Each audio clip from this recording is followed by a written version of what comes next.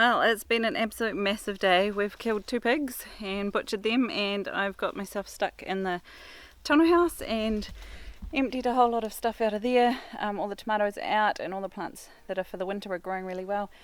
And I got a little carried away emptying this garden bed, and I have a few people that are really interested to know how well the Kumara has grown, also known as sweet potato. So I've been digging some of it out, and I thought I will show you how it has gone.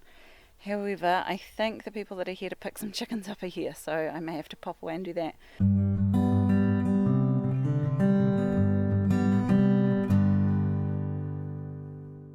Sweet potato is not meant to be able to grow this far down south, and we have tried growing it in under a tunnel.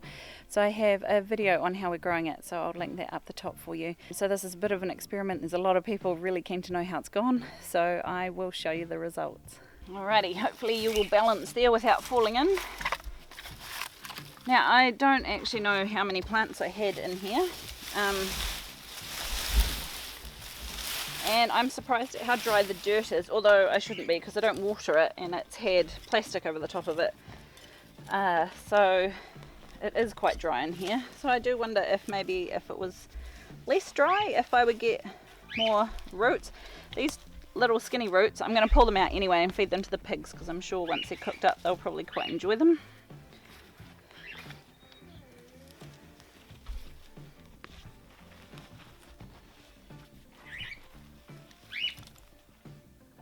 There's quite a few bones in here. We did have some chickens that we buried in here a couple of years ago, so it's hard to tell the difference between the bones and the roots.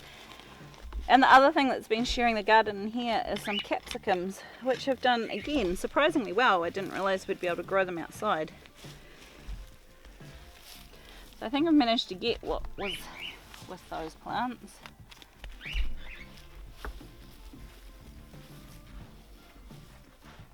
I'm not entirely sure how deep to dig is the other thing.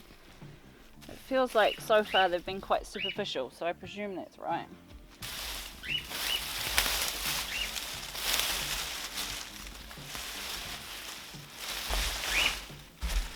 Right, we'll see if we've got something hiding in here.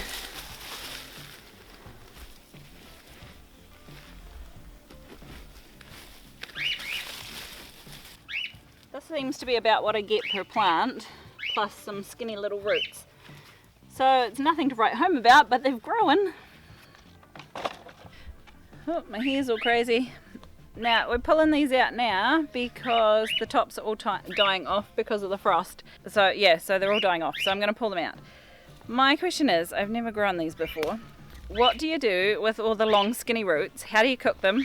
How do you eat them? Because obviously I can't store them. So do you have any recipes for the long skinny Kumara roots or sweet potato roots? They're basically the same thing. I presume they're edible because they're made of sweet potato.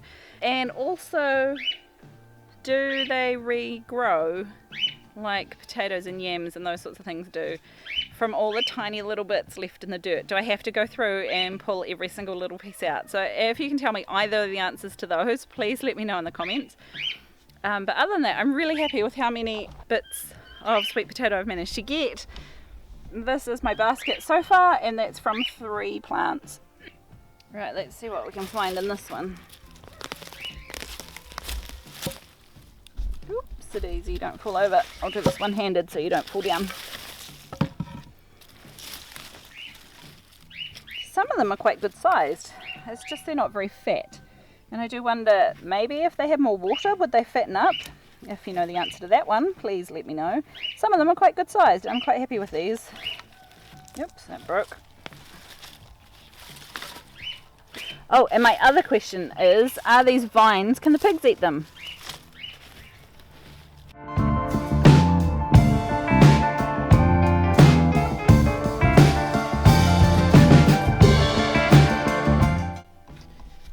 The other thing I have noticed is half of my plants were this purple coloured one that are they're kind of meant to be a dark purple all the way through.